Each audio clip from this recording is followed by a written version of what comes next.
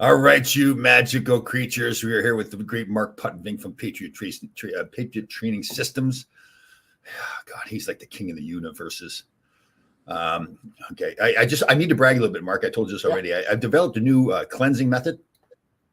Okay. Yeah, I got the flu. Got the flu on Friday night. Man, did I cleanse? Whoa, did I cleanse? There's nothing left inside. Weight. Oh man, it actually does feel kind of good when you're all done, when you get through it all. So, once it's over, you do feel a little bit lighter for sure. Oh man, you get your head over the toilet there. It was like pouring out of there like the Mount Fuji or whatever it was. Yeah. Krakatoa, East of Java. How was your weekend? Good. Yeah, just the usual. Did my training, whatnot. Good. Yeah. You watched the Ranger game on Saturday night? Yeah, we have a lot to talk about. I know. It's a lot of, like, Larry Brooks, I thought, wrote a great article, or a couple of great articles about the future. And it was pretty interesting because that Bill Zito, that I know a little bit, he was an agent he's the general manager in Florida now. When he went in there, they had, the team won the President's Trophy, 2 or 3 years ago, or 3 years ago, and got beat out in the first or second round. And then he said, listen, we're just not going to win with this team. Despite the fact we won the President's Trophy, we're not going to win. And changed the team around into the kind of grittier, harder team to play against. And that's, listen, the Rangers are a fantastic group of talented athletes. Shesterkin's all world, Zibanejad, Panarin, Kreider, all those guys. Lafreniere made some great plays. But yeah, you wonder, okay, despite the fact that they're a really good team, is it built to win in the Stanley Cup playoffs, right? And that's the part, like, the game has changed, but that part, it really has never changed. Doesn't change. Yeah. So you just said two things that really struck me. One was that Florida is a good team. Yep. Yes. Where the Rangers are a group of talented individuals. Yep. And that's really the case. I mean, yeah, like Florida's Florida's nasty, difference. Yeah, Florida's nasty, they're rubbing the glove in the face and all that kind of stuff. They're hockey players. Yeah, they are. Who said it to me one time? Dave Maloney, I think, said it very well. I really respect Dave a lot. And he says, listen, there's guys that you would want to date your daughter that play in the National Hockey League, and then there's guys you wouldn't want your daughter anywhere near. And you want to have those guys. Those guys want to play with. Yeah, I know. It's terrible to say that, but that's kind of the case. Yeah. Shesterkin. Yeah. Go ahead. I don't want to call anybody out in particular. Everybody saw what happened. Yep. But when your top guys don't produce, so your third and fourth line producing goals. Yeah. The Goudreaus of the world. Yeah. But when your top line goes the whole series without anything, you can't win. You just can't. And it's like really getting in and like getting nasty too. Like I can see, okay, if you go cold and you can't score, but you got to get in there and get nasty. And you wonder, like, and Zibanejad, what a fantastic player. I don't know if that's really his game at all, right? It's not fair to him. Zibanejad? No, it's not his game. Yeah. And that's okay as long as you surround him with guys that is their game. Totally. So Brooks wrote an article, Larry Brooks, and I thought it was pretty accurate too. He says, okay, there's 3 guys, particularly Kreider, Trouba, and Zibanejad. What are we going to do? Do we keep those guys? That's the core. Those are the captains of the team. Yeah. And he went through their contract situations and everything. And it seemed like, I think it was Kreider and Trouba both had their no move clause ended July 1st. Oh, okay. Yeah, and it goes to those 15 teams that they'd allow themselves to go to, I think. So, so that opens that up. Move Trouba. Yeah, you know what? That's a great point. So here's my take. When he first came to the Rangers and signed the big contract, I thought he didn't have a good year because he tried to do too much running around. Then he settled in and had, was a solid player, clean hits, not the elbows and everything. This year, I think he was just trying to do way too much and just ran around. I also, and it's just my opinion, I'm a person of habit. I think. Yeah. I don't like disruption. Yeah. When Laviolette, again, he's the coach, but when he moved into the third pair. Yeah. That's. I don't care what anybody says. That's a demotion. It really is, and you try not to. And you try not to let it bother you, but it does. Yeah. How can it not? And I think he's a guy that needs minutes. Needs minutes, and that's why you see him missing. I'm hoping I'm not making excuses for that. Yeah. But that's why he's missing, just like that when he missed a check at the blue line. Just that whole range just checked. So the first goal of Game 6, he stepped up. It's a 3-on-2 or 2-on-1 or whatever it was, and he steps up, goes right to the play. You can't, as a defenseman, you just can't do that. You can't. So, and I think he knows that because he's seen him play such smart hockey. The other guy who I really like, who I'd like to see, like you and I work with him this summer, is Condre Miller. I think Yeah. he's a big, skilled guy. Yeah. I just see him as a kind of frail a little bit, both mentally and physically. Like, Yeah, I think if he mentally got a little tougher and had Yeah. more confidence in his game, because he's got the skill set. I mean, yeah. And don't you think know. that comes from the physical part of it too, like putting on some beef? Oh yeah. Yeah, like from that big frame he's got. And just a couple That's times where not a people, lot. yeah, for a couple guys, there's been a couple times where people go to hit him and he steps aside. I'd rather see him give him a little cross check in the arm, and like make him pay for coming after you. You know, Barkley Goodrow, I think, was the best player throughout the whole Yeah. the whole ball of wax. Yeah. And again, this is not he's a hockey player. That kid's a hockey player. He'd fit right into Florida. Yeah, totally. Yeah. But Yeah. that can't be your top guy. I know. Yeah. He's a third liner at best. You know, Trocheck, I like too. He's got that attitude. Yeah. He's He's not a hockey as player. physical a guy, but he's got that scrappy attitude to him. Yeah. The hockey player. Yeah. Yeah. But I'm disappointed, obviously, in Panarin. He just doesn't want to go to the middle. And you know what? Again, I don't like but for the past few years, I said maybe one more chance at the ring Yeah. with him. And he just didn't show up again. When the ring shrinks, he just disappears. Well, and the bad things, like, and again, I'm with you. He's just a talented athlete. There was a time in his own zone where he had the puck below the goal line, and he just soft around the corner there and right to the Right to the guy creeping down. Yeah, I know you can't. And then the other goal was an offensive zone turnover where he spun out to the, Yeah. like across the blue line, turned in, and just took a shot, which can work. Let's face it. You know, when at that point in the game, you're trying to score a goal and you got 4 red shirts in front of you. Yeah. I don't know. Yeah, I know. It's too bad because that's the thing. They are the Lindy President's Trophy, the most points of any Ranger team ever. So they're That's obviously always a great team. jinx, though. Yeah. There's been only a handful of teams that have Yeah. gone to the cup. And I think they're smart enough to see too that Shesterkin covers up for a lot of mistakes, right? So Oh, absolutely. Yeah. And the thing is, like, you know, Beth and I were talking about it last night. And, well, Beth knows about hockey. You can fit in a thimble. You still have enough room for an elephant. But she understood that your top guys just got to produce. And I said, you know, it's just. And then when I explained to her, it is absolutely the hardest sport to win a championship. Yeah. 16 games you got to win. Yeah. NFL, you got to win 4. And they're grinding out games too. Like you watched that Edmonton Dallas game last night, man. It's like Dallas, man, they played fantastic. They couldn't get to the inside, just like we talked before. But yeah. Well, as you know, because you know, when the playoffs are, you're injured, you're cut, you lost weight, you got everything's. But that's part of it. Yeah, I know. You know, it's funny. I watched the game last night, and so there's on the in-between periods, there's Gretzky, Biz, Liam, the host, Anson Carter, and Henrik Lundqvist. And it was amazing how every time one of them talked, they would all refer to what Wayne had just said. Like the reverence for him was, and I was just laughing because I remember when he first got traded to LA when I was there, same thing. All of us thought, well, we got to get the puck to Wayne, got to get the puck to Wayne. And I think he actually sat us down at one point. He says, "Okay, guys, I get it." Yeah, there's other guys in the ice too. So it was just interesting watching that dynamic last night. Mess was the same way. The guys in the room, which is good and bad at the same time, because you know the head coach says something, and you know what I mean. Yeah, I know. But he even and I was talking to somebody about it the other day about attention to detail with Mess.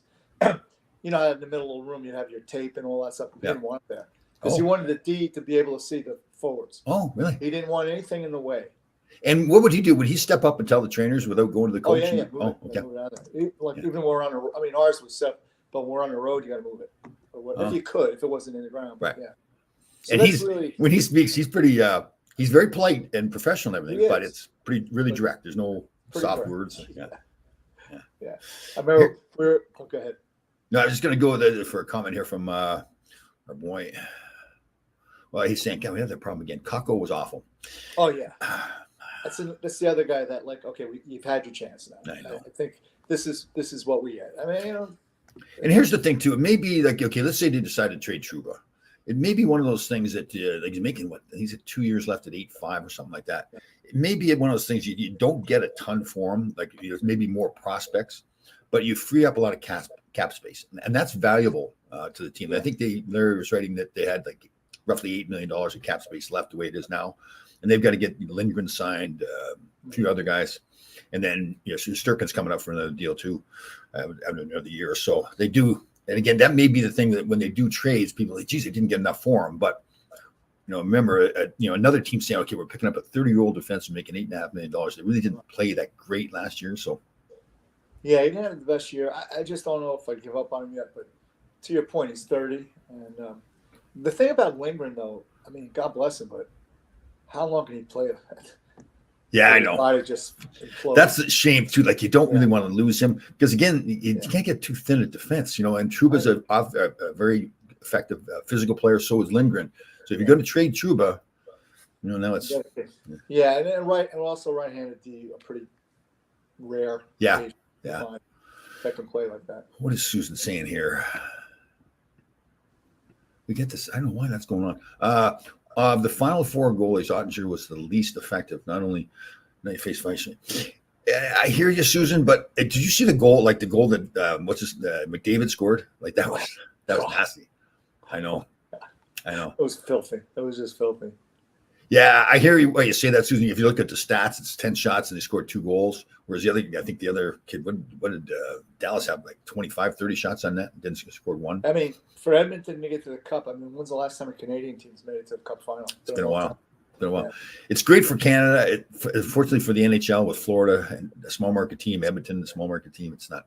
I'll watch it. You watch it, and that's about it. Yeah, I know. Yeah, see that. But I'll tell you, I think it's going to be very compelling hockey, though, too. Like the way Florida plays.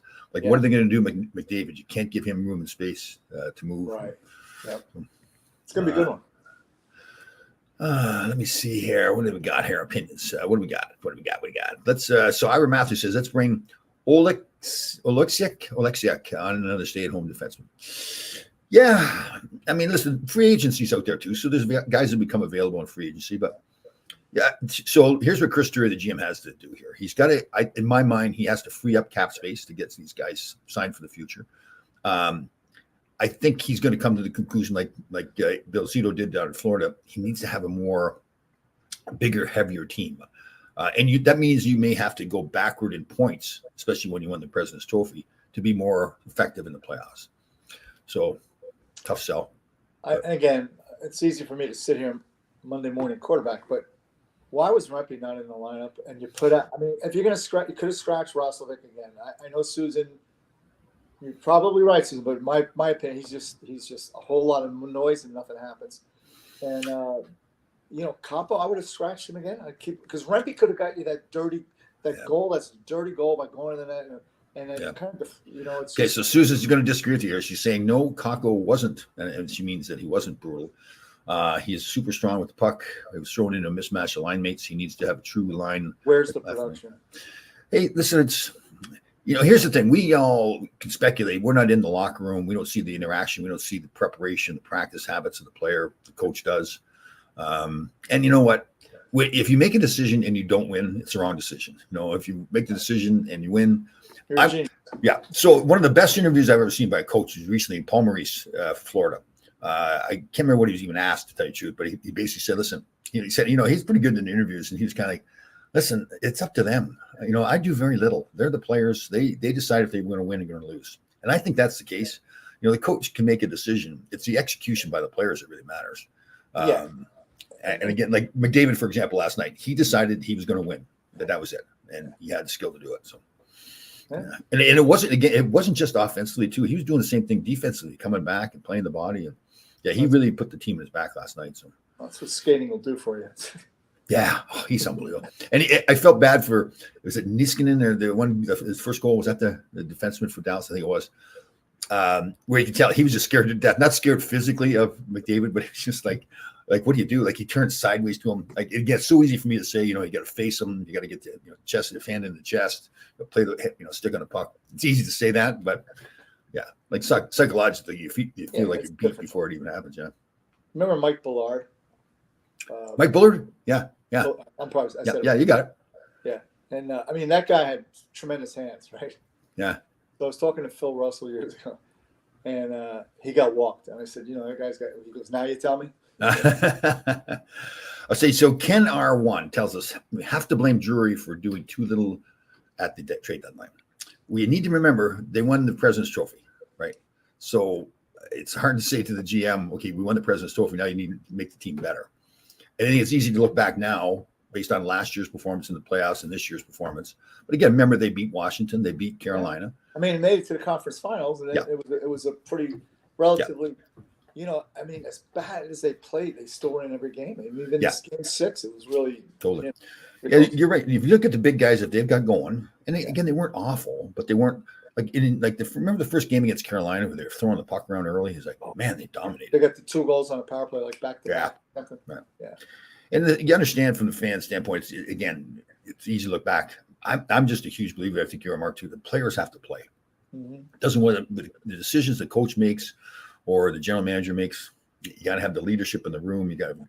So to me, it's like Wayne Gretzky's old saying: the goaltender's got to play goal, hitters have to hit, scorers have to score, fighters have to fight. Everybody's got to do their job. That's a team. Yeah, and that's what Florida did. That's what Edmonton has done to this point. Like Skinner, the goaltender for Edmonton, actually has had those 2 last games they had were pretty good, and he was kind of the piece of the puzzle they thought was missing. That he wasn't that good. Yeah. So, Well, it should be interesting, but I think Florida looks to be yeah, in the they're just driver's seat. yeah. Yeah. I'm sure they'll come up with some. McDavid's going to have his opportunities. I think that's what they're probably saying in the locker room. Yeah, he's going to get his chances, but we got to limit him and make it hard for him too. Like they won't care. The one thing I think is going to be important is Patrick Kane was Evander Kane was not playing the whole game. He was in and out, like he's going into the locker room and everything. So to me, I think they're going to be Florida will be very physical against McDavid and Draisaitl, and Evander Kane could be the guy that's out there to kind of deter that a little bit. Yeah, but if he's hurt, obviously he can't do that. So let's see what happens with him. But yeah, with a guy like McDavid, you got to expect he's gonna at any point to score a goal. Yeah, he's just world class. But you got to play the team, not him.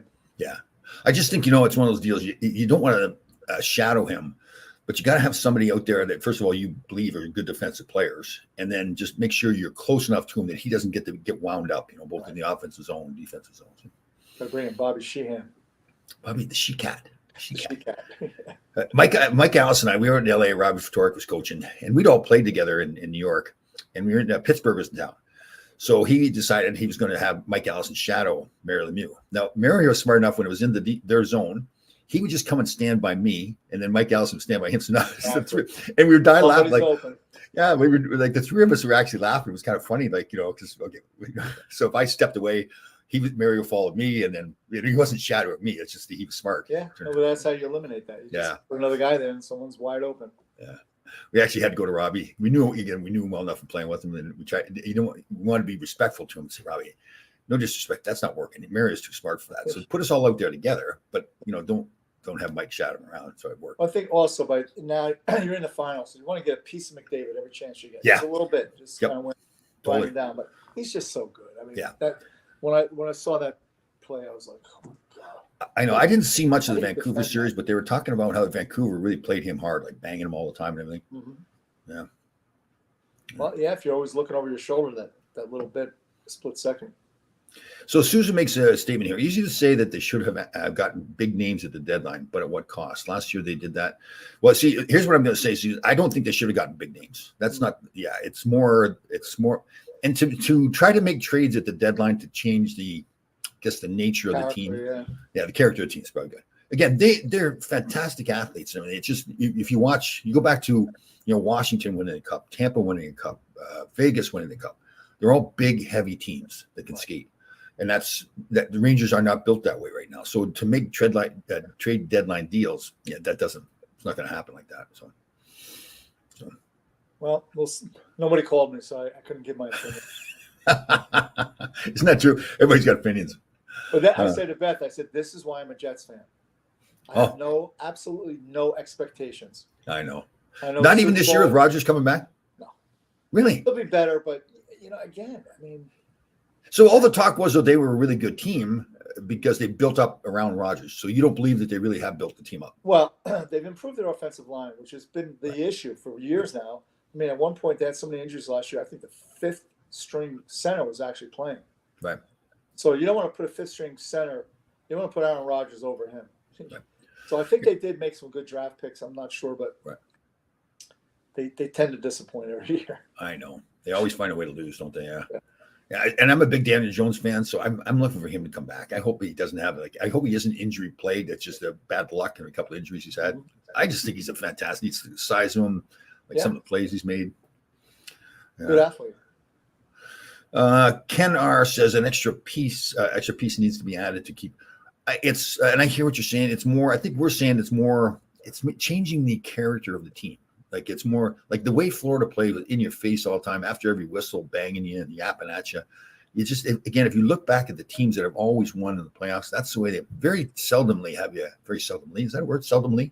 Yeah. Oh, okay.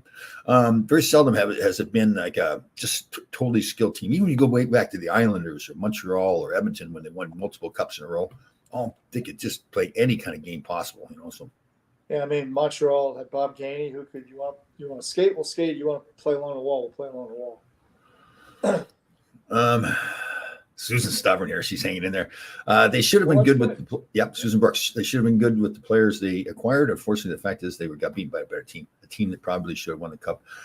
Well, yeah, they did get beat by a team. You're totally correct. But again, why did they get beat by a better team? And Mark Messier, I thought, kept saying that during the broadcast too. They took away their will, and that has not been the way the Rangers played this group of players. They'll take away your speed with their speed and scoring opportunities, but it's not that physical intimidation. Again, right. Yeah. Like like Kachuk's got that attitude too. That I think it was after the game 5 where Kreider grabbed his mouth guard out, tried to throw it in the stands. Yeah. And then they said that after the game. Like normally you wouldn't want to say that because now you think, he's going to wake him up and get him mad. Kachuk could care less. Which brother would you prefer to have if you had your choice? The Florida brother, yeah. Is it Matthew? Yeah, Matthew. I don't know. The other guy. He's good. Yeah, he may be more talented, right? The guy in Ottawa. I also see, because that's obviously a weaker team. When he played in the Rangers, I think this year or was the last, I forget. He just decided, I'm going to score. We'll tie this up and we'll win it. So you think you think he's a more talented player, one in Ottawa? Yeah, a little bit. I think just a little bit. So he looked to the future. So Matthew Tkachuk was in Calgary. Told him in advance that he wasn't going to re-sign there, so they traded him, which was a smart move. Yeah. So is that the same thing that happened with the one in Ottawa? Yeah, I guess. I'm not entirely sure, but yeah. It's unfortunate. I mean, they're U.S.-based guys and playing in Canada. It's like even from a dollars and cents point of view, especially like going to Florida for Matthew, like you're getting paid in U.S. dollars either way, but the Canadian taxes in Canada are way higher than what they are in Florida. There's no state tax in Florida. Yeah. And look, the past couple of years you've had Tampa and Florida. Yeah. Very competitive. And the Canadian teams are pretty over because no one wants to go there if you're going to lose that kind of money. So it's that thing where you build players up, you draft well, so now you're paying players on the entry level salary, so you're not paying as much. Now you build them up and they get better and better, and then you get to the cap, and now you've got to trade them away because you're making too much money. Interesting. What else is going on I want to talk to you about? So what do you think of the research, the study I sent you this morning? Which one was that on? Where this new research shows that ultra-processed foods are not causing health. Everybody else in the world thinks they are, and then everybody else in the world knows they are. And that brings me to the point. So I tried to do more research this weekend on organic foods. Yeah. And the same thing like you have taught me to, and others, that you've got to be careful when you read these studies because you wonder who's funding those studies. Right. So, but I tell you, it's a really wide-ranging opinion on are they very similar, or is one more healthy than the other? The whole pesticide argument. So I just thought it was really interesting. Some people say, well, yes, there are pesticides in not the regular foods, but it's such a small amount it shouldn't bother you. Yeah. Well, there's so many things that we can talk about. They're finding microplastics in our body from this. They're so we're surrounded by toxicity. I think the goal is to just reduce as much of it as you can. Yeah. But yeah, so again, who's paying for that research? Well, obviously, I know. One of the big agro people put that out there. Yeah, I know, right? What did they say too? That so there's 75 companies that are individual companies that are hired by or licensed by the USDA that are able to go in and study or test the farms. And there's like 17,000 farms as of 2021. There's 17,000 organic farms in the U.S. Wow. And there's 75 companies go in and test all those companies, and they're paid by the farms to do that. And when they go in and test, they only physically test 5% of the food that's actually produced. The The rest is all going through the paperwork and going through looking at the facility and all this kind of stuff. Chain of So, supply. yeah. So there's the issues, I guess, if you want to be negative, the issues, okay, are they paying off these individual companies because they're not, and then if you're only testing 5% of the food, what's going on with the other 95% of the food? So, yeah. And again, it gets back to just try to reduce the odds. But I mean, we're growing tomatoes and some herbs and stuff this year. But I mean, if you live here, you can at least grow enough to get you through the summer and then maybe keep some vegetables around. yeah, you know what? That's interesting. They did keep saying go to local farms, like the farmers Yes. markets and all that kind of stuff. Deb brings up a good point here. Deb Anderson, chemicals in the dirt and water that support the crops. So the rules are the soil has to be chemical free for 3 years. They can't have any new chemicals put on it. That doesn't mean it's necessarily chemical free, but yeah. And I can't remember what they said about the water, but I think the water was the same way. But Yeah, well, that's always been a concern when you get vegetables and fruit out of Mexico. The water that they use to grow it has always been. Well, the other one they talked about too is that so now there's a lot of companies that will import food, saying that it's organic, and they'll have the USD label on it, but they'll then have the label, small little label, say a product from China. Right. Yep. So you don't know, what China's system is. Right? Like if you go to the grocery store, even a higher end store, and look at the cans of crab meat. Yeah. It's really expensive. Then you flip the product of China, and I'm just not trusting those people. I know. No. The other one is the ground beef. You'd never eat ground beef again if you saw some of these videos. Oh God. Because I'm sure like it used to be ground beef was one cow ground up, and then they made beef patties from it or whatever. But now it's like could be 100 different cows. Well, Google how McDonald's gets their beef. Yeah. You would never eat another ever. Same thing with the chicken nuggets, right? The chicken nuggets aren't even chicken at the time. What is it? What is a chicken nugget, by the way? Where on the animal is the? I mean, I actually think the real chicken nugget. It's a great question. I actually think the real chicken nugget is chicken from anywhere that is ground up and made into a nugget. Yeah. Right. Oh God. You can keep them in your pocket for later. Yeah. Well, they apparently that, and people have tried to do that, but they've kept them for years and they don't rot out. And Oh yeah, I've seen that. Again, McDonald's could be Burger King, but from like 2001, it's still brand new looking cheeseburger or whatever. I know. Yeah. When's the last time you had McDonald's? I can't remember. I know, same It's here. been a long time. I used to love the filet of fish too. Oh man. Well, I was a Big Mac guy. Oh, Big Mac, right? Yeah. I mean, they're great. They taste great because Yeah. there's a lot of sugar in them. Oh yeah. Oh, the filet of fish with that sauce on it and everything. When my boys were smaller, we had the motorhome, so we're traveling around and you stop at all these, the side things on the side of the highway. There was always McDonald's and French fries. Well, the worst is White Castle. I'm going to argue with you. The worst could be the Cinnabon place as far as calories. The calories. In the mall, it's the first thing that hit you. Oh God. like, man, so we would stop. Yeah, we would stop and we'd each stop and get one Cinnabon, and then we get the big box of Cinnabons to take with us too. It's probably like 5,000 calories in each one of those, right? Oh, probably. Yeah. I'm a weak man when it comes to Cinnabon. Oh, isn't that true? Oh God, the smell and everything. They're smart. Yeah. They know what they're doing. Kentucky Fried Chicken's the other place as far as the smell too. Really. Yeah, but I think the Cinnabon, the moment it could be on the far side of the mall when you walk in, you're like, oh, okay. Yeah. How about with pizza? Are you a pizza guy? Yeah, I love pizza. I just try. I don't eat too much of it. Right. But when I do, I try to make sure because we do have the best pizza on the planet here in New Jersey, New York. Oh, really? Okay. Yeah. Chicago's that deep dish. It's garbage. Yeah. But yeah, New York pizza, New York style pizza is the best. I know. And it's all about the oil that they use. Right. I went at Costco getting my tires changed probably about a year ago, and I was hungry and I had pizza in there. I said, all right, screw it. I'm going to have a piece of pizza. I felt so bad. There's so much grease on it and everything's like, oh, man. But if you go to a really good pizzeria, like Brick Oven, whatever, Oh, yeah. Those pizzas are good. Yes. I'd like to get that. And you can get gluten-free now. You can get it without cheese. You can make it any way you want. Yeah. I make the sourdough bread, so sourdough's better too. But yeah, traditional regular pizza, if it's good, it's like crack to me. Oh, really? So you go just plain cheese or you pepperoni on it? Yeah, if I'm gonna eat pizza, I'm just gonna eat a regular pizza. Oh, okay. Because that's how God intended it. Yeah. Ooh, and then the Canadians came in and started throwing pineapple and ham on it. Like, what are you doing? Who eats pineapple on the pizza? Yeah, it's actually pretty good though. Oh, is it really? I've never had it. Yeah, it kind of sweetens it up a bit with the hams of saltiness. So you get that salty and sweet thing going on. Oh, yeah. See, I'm terrible. I like the pepperoni pizza for me. Put as much pepperoni as possible. I try to have the whole thing covered. It's really salty. Oh, I know. But Processed for meats. real pizza lovers and Italian fan, you talk about pineapple and ham. Yeah, Yeah, and it's gonna be that thin crust pizza too, right? yeah, yeah. Like I like watching the guys in New York City on the reels. They're showing you how to grab it and bend it in half and the whole bit. And yeah. Oh, to eat it. Yeah. Yeah. Well, that's how Ooh. Dave Portnoy started, right? Barstool. He was Really? doing pizza reviews. I'm pretty sure that's how he got. Well, I've seen him do the Right. pizza reviews. I didn't know where that came from. Oh, okay. Yeah, I think that's how he kind of began.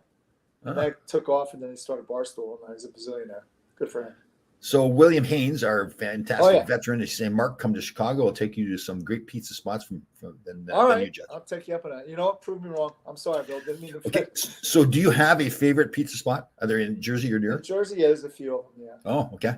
And most of them are the brick oven ones with the thin.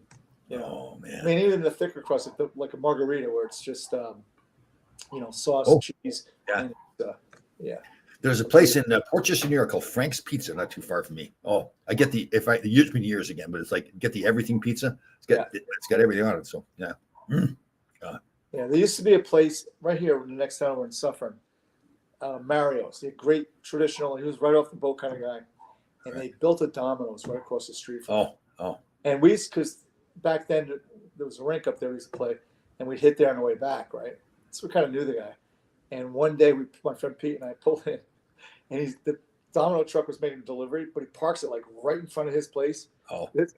Like I said, he's right off the boat. He was not too happy. He's out there kicking the tires on the truck. I saw a funny video where an old guy was saying, like, order from the local deli, local place, just local owners. And he says, and the guy says, what's the name of the place? I think he goes, Domino's or something like that. He changed the word around. Funny stuff. But even that, I mean, for commercial pizza, probably your best bet is Domino's. If you're going to do commercial, Pizza Hut, well, I think Domino's is probably the best because it's a thinner crust. And you could. We were in the Midwest. They had Little Caesars pizza. Oh, yeah. John, what was his name? The guy that owned the wings? Ilyich. Mr. Ilyich. Yeah. I didn't know them that well, but apparently they were fantastic people, like really building up the community, keeping the team downtown and the whole bit. So really. Well, I mean, he started, that junior program is. Yeah. How many guys came? I think Pat LaFontaine played Yeah. that. A lot of guys came out of that program. Yeah. Totally. Yeah. Okay. So predictions then, who's going to win the finals? I'm going to go with Florida only because they beat the Rangers and I don't want to be in third place. There you go. Yeah. So what, 6 games you think? What? I could go 7 because of the McDavid fact. Yeah. And he could just win a game by himself. Right. I just, I hope they keep it. I hope that Skinner plays as well in net for Edmonton as he has the last 2 games because, they love to see him play great and then lose. You hate to see him play great and then lose because of that. So, Ira Matthews says Rangers in 6. Nice try. Deb Anderson says Edmonton. She's not going to miss any games. William Haynes is saying Florida in 7. I think that's. Yeah, I think that's what I'm going to go with. Yeah. I agree. Yeah. So over the weekend, so it's a long story, but in 2011, I was part of the Chinese Olympic program sent over half a dozen fighters for us to train, and they kind of observed what we do here. They sent 3 coaches over, I think. Right. So we did a 6-week camp out in the Poconos, and the heavyweight eventually turned professional, Zhilei Zhang, and he just won a huge fight Saturday. So when he came to the United States, I had trained him for a couple of years, and then a good friend of mine, Sean George, who's a tremendous trainer, he kind of took it over because Sean was in China for a few years training the Olympic program there. But anyhow, he had a really big win against Deontay Wilder. This is boxing? Yeah. Heavyweight. Are you into the MMA? Do you like watching stuff? I enjoy it. I don't know that. I mean, when I say I don't know the fighters as intimately as I know the boxing world, but anything that's combat, I'm into it. I love watching Muay Thai from Thailand. And, so is the MMA as big as boxing is now? Oh yeah, it's huge. Okay. It's actually dwarfed boxing to be honest with you. Yeah. Well, because when it first was introduced to the market, it hit that 18 and 35-year-old demographic, which is what you want to hit. That's where the dollars are spent. And boxing became, in my opinion, when they started with pay-per-view, and then every stinking fight became pay-per-view. Yeah. I'd be like, what? I want to see this fight, but I'm not paying to see these guys. And then the big ticket was always like at 11 o'clock at night too, right? That's always a problem too, because they fight in Vegas, and the main event always goes off at like midnight because they don't want to lose the West Coast.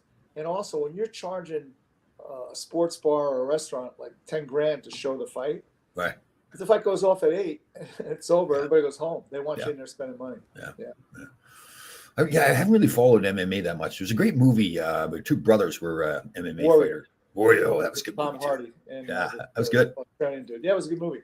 Yeah, But where I he mean, fought, we fought the big Russian guy. What was his name? What was the Russian's name? I forget, but yeah. That was cool.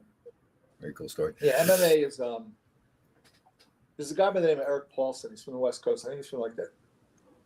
I think California, Washington, out there. But he was one of the first guys that went over to Japan and fought Oh, the Americans. Because they had their version of mixed martial over there. It was called I forget what it was. But anyhow, I was watching a couple interviews with him, and it's interesting because the Gracie family. If anybody will know who the Gracie family is, they're from Brazil. They're the ones that brought Gracie-style Brazilian Jiu-Jitsu to the United States. That's huge. Most of your law enforcement are doing jiu-jitsu now. It's really good. Well, it's really great to restrain somebody, to get them down to the ground where you can cuff them and stuff like that. But when he started with Gracie, they just had a garage. So he was at the very beginning of this whole thing. Right. And then when Dana White, of course, bought it, he just took it over to. and didn't Dana White have a hard time getting it into the state of New York? Like he was. Well, it was outlawed in the state of New York for quite a while because the very first iteration of the sport was brutal. I mean, there were no rules. Oh, there weren't rules. Now that I think there's 37 rules, you can't eye gouge, can't do things. And so I always tell people, listen, if you want to learn how to protect yourself, take those 37 rules that are not allowed, learn how to do those. Oh, okay. It's a real simple system you can put together. But yeah, but when he took it over, in fact, when New York State finally said, yeah, okay, we're going to be able to license MMA events here, primarily because of Barclays Center, about the same time went up, they changed the bond you had to have. So if I'm putting on a professional boxing card and I have, let's say for argument's sake, 20 fighters, I've got to have a bond for each fighter for like 25 grand for insurance. Oh. When they switched over to MMA, because the fear was that the injury rate was much higher, which it really isn't, they bumped it up to something crazy like 100,000 per fighter. Wow. So what it did in effect, the smaller venue cards for professional boxing, they couldn't put them on anymore. They couldn't afford the bond. Yeah. So it really hurt the smaller show. Like we used to have fights at BB King's in the city. We used to have fights at Roseland Ballroom. They don't really exist anymore. So I guess that kind of helped Dana White in some ways, right? Because now eliminated smaller competition, right? Yeah. But boxing killed itself because when you had HBO and then Showtime. Yeah. So let's say you and I want to fight, but you're with HBO and with Showtime. That fight doesn't happen. Right. Because they start having a pissing match over who gets to air it. It used to be on like ABC and all that stuff too, like Muhammad Ali back in those days. Yeah, I mean, Wide World of Sports. So it was Ali Frazier, Jerry Quarry, all these great. I used to watch it then. I thought that was like Muhammad Ali, the characters involved and everything. And I don't, so my feeling is you have to introduce sports to young men and women. Because when you don't, then you don't have any fan base. Yeah. So, when the fight's going on, I mean, I bought a fight one time and it was like went off at midnight. I was asleep already. I couldn't stay awake. Yeah, I know. Yeah, I don't think I've ever done one of those pay-per-views. Maybe not because of the money, more because it's so late at night. Yeah. So William Haynes is telling us, I don't know if this is true or not, Mark, big talk in Chicago about the White Sox move to Nashville. Interesting. That would be a good move because from guys that have played there say it's a great town to play. Yeah. Great town. Boobs and boots. That's what the scouts say when they go to the games in Nashville, the hockey games. Boobs and boots. Yeah. It's true too. I mean, it would be sad because there's, they have such a long history in Chicago. Yeah, move the White Sox, man. That would be. Yeah, they've been around since the beginning, I want to say. Yeah, that'd be almost like, wow. To move that. That'd be a tough pill to swallow. Yeah. William, is it because just the team and the area it's in now? Is that bad area of Chicago? I think it's in a pretty tough area. Yeah. The team hasn't done well too. Yeah. Yeah. Oh, okay. So you're picking 7 games for Florida. Yeah. I'm going to go 6 games for Florida. Okay. Yes, William. Hockey is big in Nashville. Big show. Yes. Who do you think has the better goaltending? I think Florida's better goaltending. I think Skinner has played above and beyond in the last 2 games in particular than he had played in previous games. So maybe he continues it. But also I do need to give their team credit too because they're keeping everything to the outside. It's funny because I don't know if I mentioned this. I think we did before the show. It was interesting last night because Wayne Gretzky was on the panel there with Biz Liam, Anson Carter, and Henrik Lundqvist. So Wayne, with his new hairdo, was saying, talking about how they were keeping it to the outside. Edmonton was keeping Dallas to the outside. And it was interesting to watch how all the other guys in the panel referred to Wayne's comments, like, well, what Wayne said this. And it was funny because I remember when Wayne first came to LA, and the same thing we all felt like, I got to give it back to Wayne. I got to give it to Wayne. And I think he sat us down at some point and said, guys, there's other people you're going to pass to. Like this. So it was just interesting watching him last night defer to Wayne. It's just a natural thing. He's so well respected. So yeah. Yes. Yeah. So he started off with the hair clearly dyed when he first started, very dark. Now it's got a little bit of a hint of gray in it. Now he's got it like a whole different do. It's not like this, like a helmet on his head. It's like little waves to it and all that kind of stuff. So, well, he's a California dude. Yeah. I think he moved to Florida, actually. I did. Okay. He had been to California. Probably because of taxes. Yes. Yeah. I agree. Yeah. Well, I mean, Phil Mickelson moved to Florida because I think he was living in California. So the taxes are ridiculous here. Would you ever move to Florida? You're a Jersey guy. I wouldn't. Yeah, I don't see a problem with that. I mean, the only thing about Florida I'm not cool with is like going to get the paper in the morning and the alligator's looking up at you. I know, yeah. Not real cool with that. Oh, the place I'd love to move to is Scottsdale, Arizona. That's where I'd love to move to. Yeah. Ooh, that's beautiful out there. Yeah. Just gets that whole healthy feeling, right? Got like out hiking all the time. And yeah, so when we were in Utah last year, I didn't want to come back. Yeah. I really didn't. That's right. And of course, we were in the most fabulous, beautiful national parks, but just bopping around in Utah, it's just a whole different vibe. Where was I? I was at an event recently. A young guy we're chatting with, a funny young guy, and we're talking about getting married. I said, listen, 50% of marriages end in divorce. And of those 50 people who are still married, 25, like half of those people just stay married for the kids and everything like that. So you get basically a 75 chance of not either being divorced or being in an unhappy marriage. Now you figure that out. I remember going to my grandfather's, I think 90th birthday party. My parents threw him a party. And there was a neighbor, I don't want to speak too much. I think he might have been, let's just say he's an Italian, he's from New Jersey, right? So I think I was like a senior in high school. And he started to ask me what I'm going to do with my life. And of course I didn't know. He said, listen, hold off on marriage. Make sure you look at the mother first. I mean, this is old school. Right. Look at the mother, because that's what this woman's going to look like. Yeah. Make sure her teeth are all done. Once you get married, things start going. That's Can funny. you imagine today's world saying that? Oh, I know, right? Oh, God. Susan Brooks, thanks to Benoit Allaire for all he has done for the Rangers. He will be hard to replace. Should definitely be. Yeah, that's a big hit. He's doing less, though, right? He's still going to be around, just doing less, right? Is that what it is? Yeah, I think so. It's interesting. They were talking to I think it was game. I can't remember which game it was. Maybe game 6.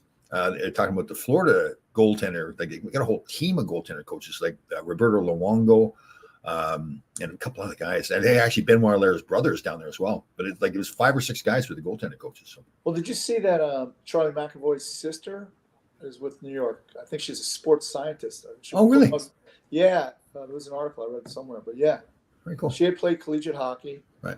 I guess went and got her exercise phys or kinesiology degree or whatever it might be. But yeah, she's with the Rangers. Yeah. I'm surprised. I think most teams have somebody now in that area that deals with the mental health. Yeah, I mean, so you got that, and like for the science part of it, and the strength training and all that, more so towards the conditioning, it's really evolved. When I was in Russia, and this was 2012, we were there with a company called Zephyr, and like your heart monitor, they made a shirt. It looked like an Under Armour shirt, and it tracks your heart rate, your RPR, and all that kind of stuff.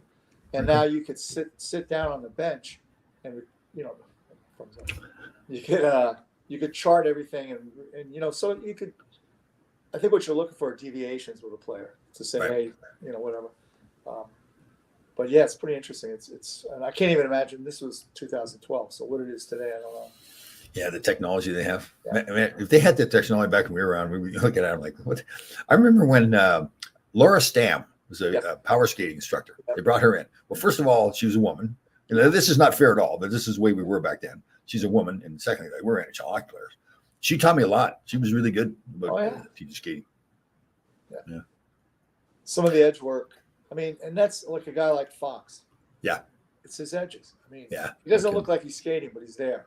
I'd like to hear if there's something wrong with him. He's hurt still, for sure. Usually they announce all that stuff at the end of the year, but they I think he's hurt.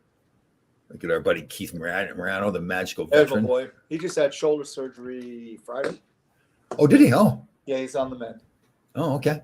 He's got to heal up quick to play more hockey and run around in the woods with me.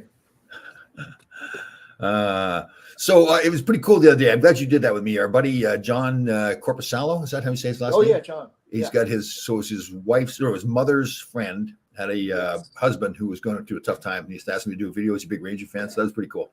That was awesome of you to do, and you know what? It means a lot to you know. I think we're realizing more. I think for me, I won't speak to other guys. You realize more and more now as you get out and do stuff in the community how much it does mean to Ranger fans to do stuff like that. I try to make a point when we're at events. People say, "Oh, my father's a big," and I'll say to them, "Listen, let's do a video for him." Instead of them asking, and it's pretty cool when we do that. So, sometimes you don't realize the impact you have. Yeah. You know, so the other day, for whatever reason, I Googled my name to see what's on there. Oh. I saw an article from Colorado. Yeah. So this kid I had coached, trained literally probably 10, 15, maybe 20 years ago.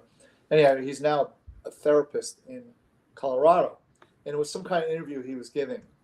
And it really kind of struck me because he said that when he started training with it, it's true. He had some drug issues and kind of didn't know what he was going like. But in it, he mentioned me as the person that kind of got him to believe in himself. Very cool. And to you know, what do you want to do? I want to go to school, become one.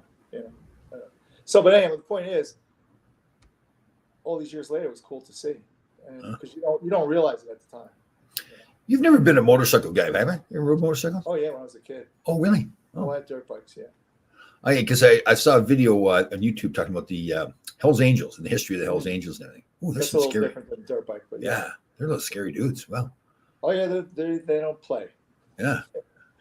For real. Yeah. All right, there, Mr. Puttenvink of Patriot Training Systems. Saturday night in Florida. Okay. I like that they've given them this time off because sometimes it's a little bit lopsided. When teams played more and they get injuries, it's better to rest them up. And, yeah, cool. It'd be good. I don't think Florida's too banged up, though. What's that? I don't think Florida is too banged up. No, you're right. Doesn't seem like it was. They were banged up last year going into the finals against Vegas, but yeah. And their D were quiet but really good. Yeah. Montour and Gustav. You know what I kind of noticed was you didn't see much of a drop off between like the first pair, or the third pair, or the first line, or the fourth line. They just kept coming at you. Yeah. I think that's nice. It's just like you don't even want to notice them out there. Yeah, totally. All right, brother. Have a fantastic day, everybody. 988 hotline, shoulder check, all that stuff. Like, make sure we're taking care of each other. Let's have a fantastic week. I will see you guys on Thursday at 10 o'clock. Let's go.